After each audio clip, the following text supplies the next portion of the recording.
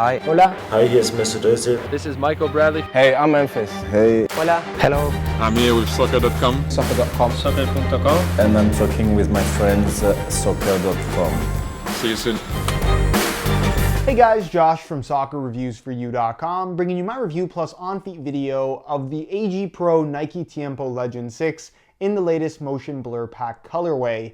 Now, obviously this is the latest color and we'll take a closer look at the details in today's video, but what's more interesting here is the fact that this is the AG Pro version, new for the Legend 6. They've had the AGR, now we're on AG Pro, which admittedly is a very similar layout to what you're going to find from the firm ground model. The studs are different, the sole plate's a fair bit different, and the end result is not only a shoe that's better suited for use on artificial grass than the firm ground model, it's going to be more durable, safer, it's also significantly lighter than the firm ground version, which I'm going to be talking about in more detail and explaining in this video. So stick around if you want to learn more. If you are interested in a pair of these for yourself, you can go ahead and click the little pop-up on screen or the first link down below in the description. That'll take you to the review page on my website where you'll find buy it now links with exclusive SR4U coupon codes where you'll be able to pick these up below their normal $220 retail price. So keep in mind that there is a $10 premium for the AG Pro version over the firm ground model. Small price to pay for what is a more specialized shoe in terms of the surface that it's designed for. With that being said, it is a top-end model from Nike, so they do come with a string bag in matching colors for, of course, the Motion Blur Pack, an expected extra with Nike's top-end boots. But let's talk about the weight of this shoe. We'll start off with that, which is what I wouldn't normally start with, but this is something that really surprised me because I immediately held these in my hands and thought, wow, these feel different from regular Legend 6s, a shoe that I'm personally very familiar with. The Legend 6 is my personal favorite boot to wear at the moment, and it has been pretty much ever since it first came out. But in a size 9.5 US, the AG Pro version of the Legend 6 weighs in at 8 ounces or 8.1 ounces, which is actually a full ounce lighter than that of the regular firm ground variation, which generally weighs in at about 9 ounces in the same size. So I know an ounce isn't a ton of weight, but when you go from 9 to 8, 8 is right about at the point where shoes start to feel lighter in general, both in hand as well as on feet. So to go from 9 to 8 ounces is a pretty significant jump in terms of the overall feel of the shoe. And I think the reasoning for the weight decrease is the sole plate itself. The sole plate on the firm ground version, while it is thinner than this, it's more of a rubbery compound to the material base, where this has more of a plasticky, rigid sensation to it that even though it's a little bit thicker, the actual material itself is lighter in general by what's clearly a pretty significant amount. So a full ounce lighter for the AG Pro version, which I know is one of the main reasons why a lot of people don't necessarily want a Legend 6 in the firm ground version, is because 9 ounces is just a weight range that they don't like the feel of. They prefer something lighter. So if that's you, the AG Pro version definitely may be worth a look, because like I said, they're a full ounce lighter, which was really, really surprising to me. Now, of course, being that this is the AG Pro model, you're going to find that it does have the new AG Pro stud pattern. That for the most part is the same across the board for all 4 Nike silos, be it Tiempo, Magista, Hypervenom, or Mercurial. It's the same layout, very similar to what you're going to find from the Legends as well, although the studs themselves are slightly shorter just because you don't need really long studs for what is fairly shallow artificial grass playing surfaces. But the studs themselves, as you can see, are hollowed out through the middle and have a slightly rubbery tip to them. So they do have some flexibility, and the reasoning for the flexibility of the studs is to have some kind of a break in the traction. You don't want to plant your foot and have no freedom to twist pivot at all, kind of be stuck in the ground, because that can be really unsafe. That's partially why you shouldn't wear firm ground shoes on artificial grass, is because it can be overly clingy, and if it does cling and somebody makes contact with you, or even if you twist the wrong way, it just takes one time, you can cause some pretty significant injuries to yourself at the ankle, the knee, or even the hip. All of your major joints are at risk when you wear a stud pattern on artificial grass that isn't designed for that particular playing surface. So this kind of avoids that clingy feel, and for the most part is going to have the sensation of wearing firm ground shoes on natural grass, but on artificial grass with, of course, an AG specific stud pattern. So the studs themselves, very similar performance, very similar feel to what you're going to find from the regular firm ground version of the Legend and how that would feel on natural grass.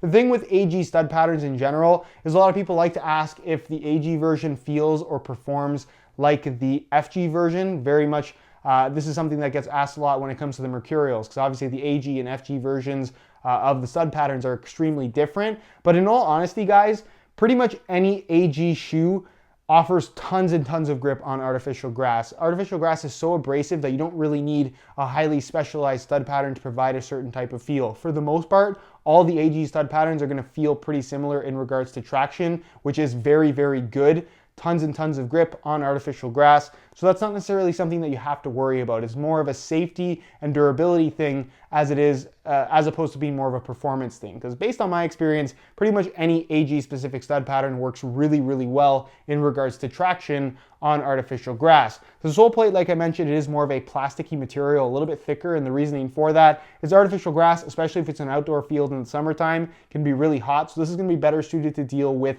the heat. It's not going to break down the shoe, break down the material as much, and hopefully it's going to create somewhat of a heat barrier for your foot as well to keep you a little bit cooler. You're also going to notice at the very front of the shoe, you're going to have an extended lip to the actual plastic sole plate itself as a reinforcement piece for the upper and the sole plate, just to kind of protect that front part of the shoe that's going to take a lot of wear, kind of rubbing against the surface of the artificial grass when you kick the ball. And you're also going to find kind of a sandpaper-like texturing added to the surface of the leather as well through the forefoot and toe box area. Again, as your reinforcement layer to protect the high wear zones of the upper. Other than those changes, everything else about this shoe is identical. You still get the kangaroo leather upper, you still get the internal support cage, you still get the one-piece design, ACC, low cut, same exact insole, everything is the same. And it's still a very, very good shoe if you want something that has that classic leather feel, but at the same time has kind of a modern fit and a modern experience in terms of just the way that the shoe performs. It's much more responsive than you would expect from a full leather shoe, especially if you're comparing it to something like a Copa Mundial or even a Nike Premier. It's a very, very positive experience from a leather shoe. And I'm not going to go into too much detail in today's video, but if you do want to learn a little bit more about the performance characteristics and what it's like to experience the Legend 6, I'll leave a pop-up on screen to my playtest video on the channel. You get to see the shoes in action, and again, it'll answer those questions for you, so be sure to go ahead and check that out. In regards to the look of the shoe, this being part of the Motion Blur pack, it's pretty straightforward, very, very simple.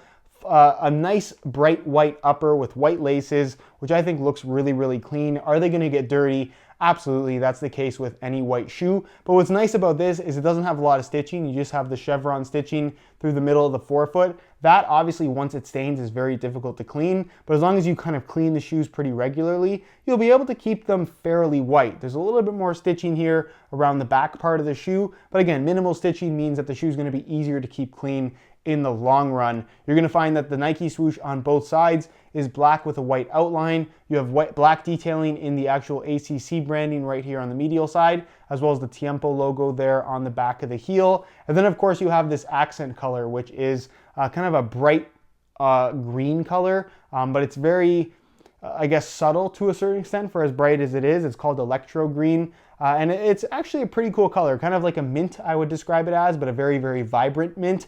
And again, you have it here down the medial side and the back of the heel. So for the most part, it's pretty subtle when you're actually standing in the grass with these shoes, just because you're not really going to see too much of the sole plate, which is kind of a neon green towards the front, and then it fades to clear at the, neon green towards the back, sorry, and then fades to clear at the front. And you have some of the green tips to the stud as well. But overall, pretty straightforward colorway, mostly black and white, but just with a hint of this electro green color that I personally do not mind at all. I think they look pretty cool. Let me know what you guys think down below in the comments. That's enough about the shoes though. Let's take a look at how they fit and feel on feet. So you can see here on the right foot, I actually threw in some wide black reflective SR4U replacement laces, just because I thought it accented really, really nicely with the rest of the colors on the shoe. 3 in total, of course.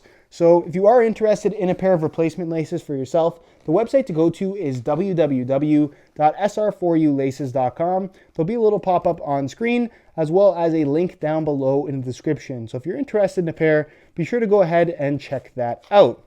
So getting them on, the Legend 6, it does have somewhat of a one-piece design for the bottom 3 lace positions, but for the top 3 lace positions, the tongue is fully independent. So the opening is actually quite large. It's not going to be as easy to get on as if it was just a standard tongue down the middle construction. But what I like about the one-piece design is it doesn't allow the tongue to slide from side to side, which can be an issue, especially with leather boots with a traditional construction. And also you get a nice seamless sensation. There's not really any overlapping materials, so you get a very consistent touch across the entire foot. even though the tongue part is actually just a memory foam material, but it matches the thickness of the leather pretty nicely and actually translates to pretty nice feel on the ball as well, which you'll immediately notice when you start juggling in these shoes. It just has such a nice fluent feel in regards to touch. That's partially why I am such a big fan of the Legend 6. It's simple, but it's very, very nice, and that is something that's obviously very important. You gotta like the way that your shoes feel. If you like something super thin, these probably aren't going to be the best option for you, but if you like that classic leather sensation, I think there's a lot to like about the Legend 6. So here is a look at the shoes on feet. Out of the box, I find the Legends to be quite comfortable. Obviously, with any leather shoe, you want them to break in a little bit. They're going to soften up. They're going to stretch to the shape of your foot. The internal support cage doesn't really restrict the stretch of the shoe in any significant way, which is obviously very, very important. You don't want them to overstretch, and that's something you will avoid with this particular model because of its internal support cage and the one-piece design. But I guess what's more noticeable about this shoe, if you're comparing it to other leather boots, is just the profile and the shape of the shoe. It does have that modern, kind of slightly tighter fit that you wouldn't necessarily expect from this style of boot. But that is kind of what separates it from the pack, and I think just makes it such a good, attractive option in general. As far as width is concerned, it's got some decent width to it, and of course, after some break-in time, the leather will stretch and form to your feet quite nicely. So as long as you don't have super, super wide feet, these will fit you pretty comfortably, and I think they will fit most people without too many issues at all. As far as sizing is concerned, they run a half size small. That's the case with the entire Tiempo line. So instead of wearing my usual size 9 US, I bump it up to a 9.5, and the fit and the length is absolutely perfect. So if you are looking to order a pair of these for yourself, I would strongly recommend going a half size up in order to achieve the best possible fit. So that is pretty much it, guys, for my review of the AG Pro Tiempo Legend 6 in the new Motion Blur Pack colorway. Again, if you're interested in a pair for yourself, you can click the little eye in the corner of the screen or the first link down below in the description. That'll take you to the review page on my website where you'll find Buy It Now links with exclusive SR4U coupon codes, where you'll be able to pick these up below their normal $220 retail price. If you have any questions regarding this shoe, leave them down below in the comments, and I definitely will get an answer out to you. If you enjoyed today's video, found it helpful and informative, be sure to support it with a like. Subscribe if you haven't already for daily videos on all the latest and greatest soccer gear. You can find all of my social media information linked down below in the description as well. And other than that, guys, hope you enjoyed today's video, and as always, thanks for watching.